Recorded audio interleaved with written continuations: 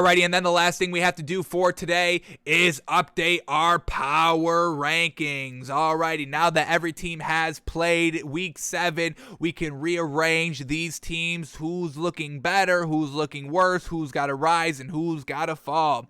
So this was our top 10 heading into this week. We had Raiders at 10, Bengals at 9, Packers at 8, Titans at 7, Bills at 6, Bucks at 5, Rams at 4, Ravens at 3, Cowboys at 2, and the Cardinals the number 1 team in our opinion here in the league. Now we have a lot of switching here. There is no teams exiting the top 10, which means no new teams entering the top 10. But that's great because that's kind of proving, hey, we know what the good teams are, folks. They're already in the top 10 here. We don't have to add the Raiders to the top 10. They're already in the top 10. We don't have to add the Bengals to the top 10. They were already in the top 10. We don't have to add the Titans to the top 10. They were already in the top 10. I'm sure most people are kind of adding some of those 1, 2, maybe all 3 of these 3 teams in the power rankings because, you know, the Chiefs, a lot of people had the Chiefs in the top 10. We were already off of them, folks. So, yes, no new teams, but that just tells us that, you know, once again, our thinking is exactly where it needs to be.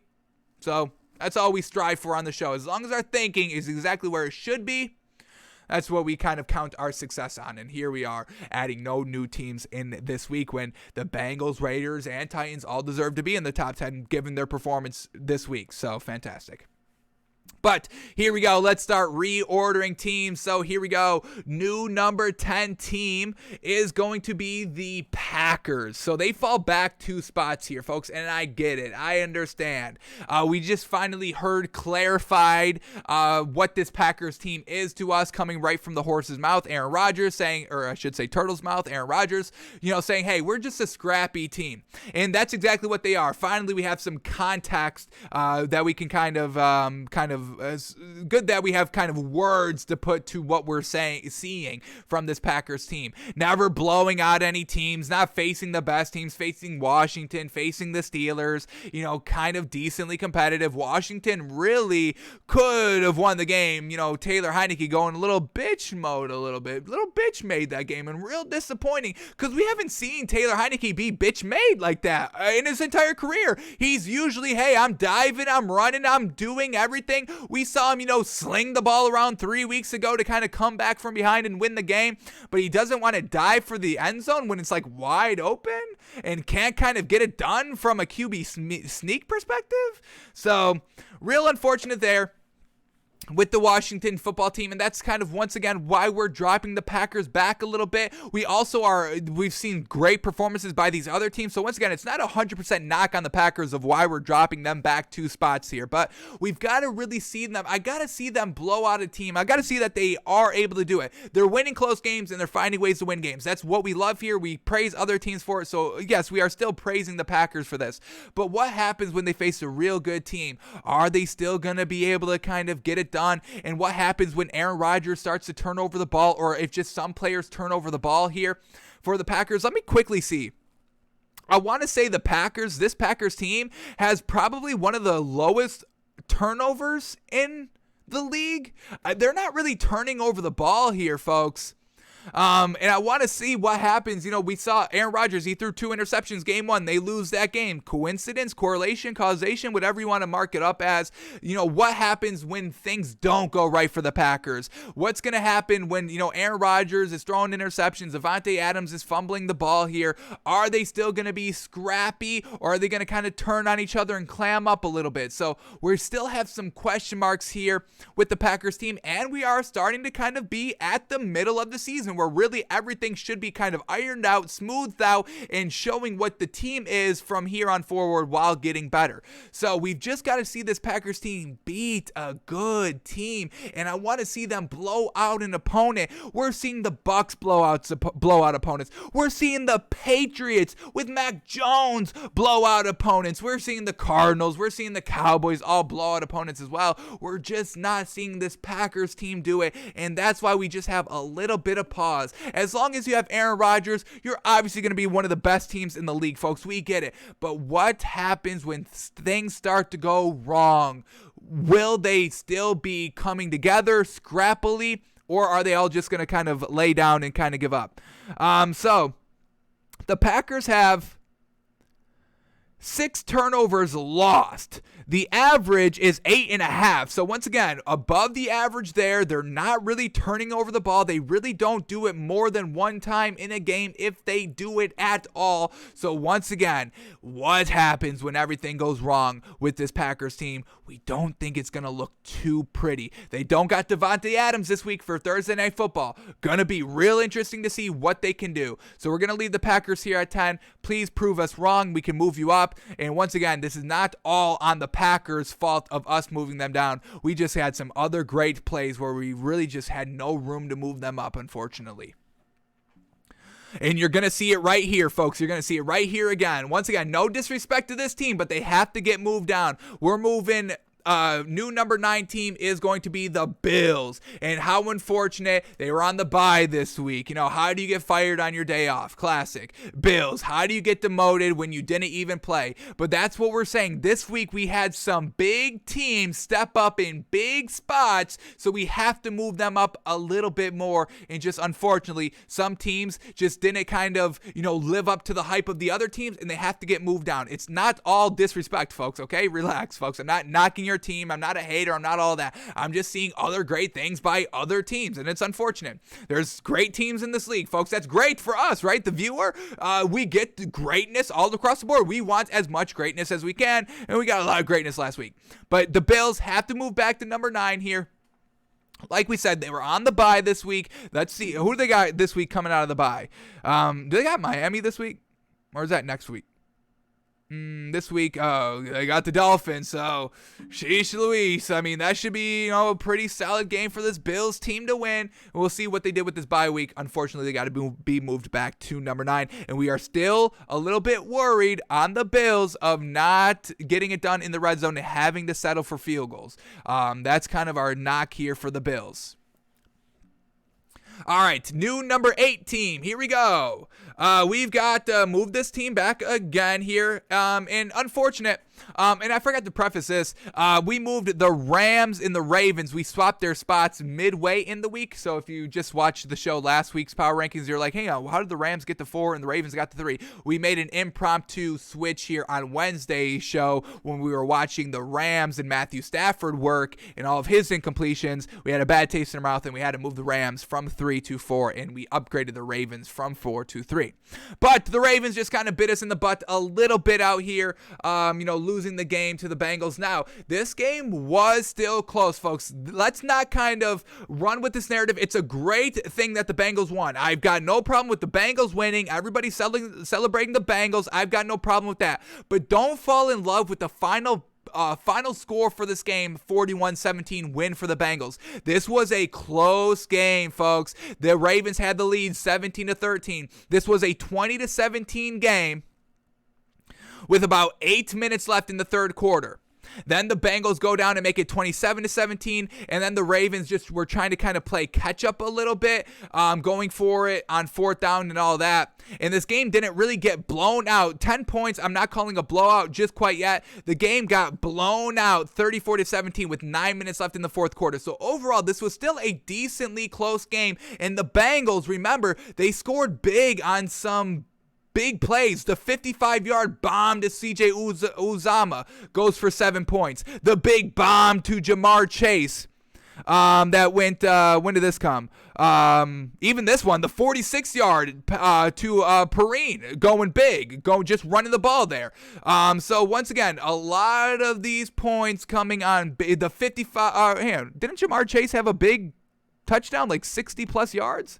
Where's his touchdown catch at? C.J. Uzama. He had a 32-yard pass as well for the touchdown. 82 yards to Jamar Chase. There it is. So, once again, big plays here by the Bengals. Still kind of close into midway fourth quarter. So, yes, we can celebrate the Bengals. I'm not here to knock on the Bengals or disrespect the Bengals, anything like that. I'm just saying let's not totally sell the Ravens. Everybody's saying they'd rather have Joe Burrow over Lamar Jackson. I don't think that's quite right to say as of yet. I still think there's some things that we need to see Joe Burrow do. But I think let's not get carried away. away. Let's just put it like that. Let's just not get carried away and say that this Ravens team is just trash just quite yet. But we are moving them back to number 8 here just because, once again, some other great performances out here by some other teams. So we can still buy this Ravens team. Lamar Jackson is still great running the ball here. They just kind of, ran into a solid team after facing a solid team after facing a solid team out here. So once again, we're still giving this Ravens team some praise for staying in the game and not truly getting blown out right there. Some plays that went big, 55 yards, 82 yards, 32 yards. So, I mean, you get rid of those plays. Are the Bengals still able to march down the field and get touchdowns and not stall in the red zone and having to settle for field goals? So we moved the Ravens down to number 8 because of other great performances by other great teams. So Ravens, unfortunately, move back to number 8. New number 7 team is going to be the Bengals. We're moving them up. Yeah, great performance. I mean, Joe Burrow being great out here, utilizing his weapons. We're not going to penalize him for utilizing his weapons. Jamar Chase, he deserved that 82-yard touchdown run because, he caught it on a slant and then broke like 3 tackles and broke big. CJ Uzomah able to get open. Joe Burrow finding the deep weapons and pushing the ball down deep. That's why we love you to push the ball down deep and take those shots deep to stretch the field vertically, because you have chances for these big plays to happen if you give your receivers a chance. And Joe Burrow's immaculate at giving his receivers a chance. Zach Taylor said, hey, we're a great team. Y'all are going to see. And now everybody's seeing. So the Bengals are living up to the hype here every single week. Give them big credit. Hopefully they don't kind of take this big head and kind of deflate. Next week, who do they got up here this week coming up? Bengals have the Jets. So, hopefully they can keep it going here. The only thing I want to see from the Bengals is just start kind of, how are they doing when they can just drive the ball? What happens when they don't have the big shot plays? Even in that Packers game, they got down a little 2 possessions, and then the big throw to Jamar Chase helps them out. So I want to see this Bengals team. What happens when they don't have the big plays, when they just have to drive 10 yards at a time? And how do they result in the red zone after driving, a couple of plays, 8-9 plays, getting into the red zone? So that's the only other thing we have to see by this Bengals team to truly buy them 100%. We're at like 95% buyability in this Bengals team. We just have to see this other case, not relying on the big shot plays. Can they still move the ball as consistently and put up as many points consistently as they have if they have to move the ball a little bit slower, a little bit more drive-y? So Bengals move up to number 7.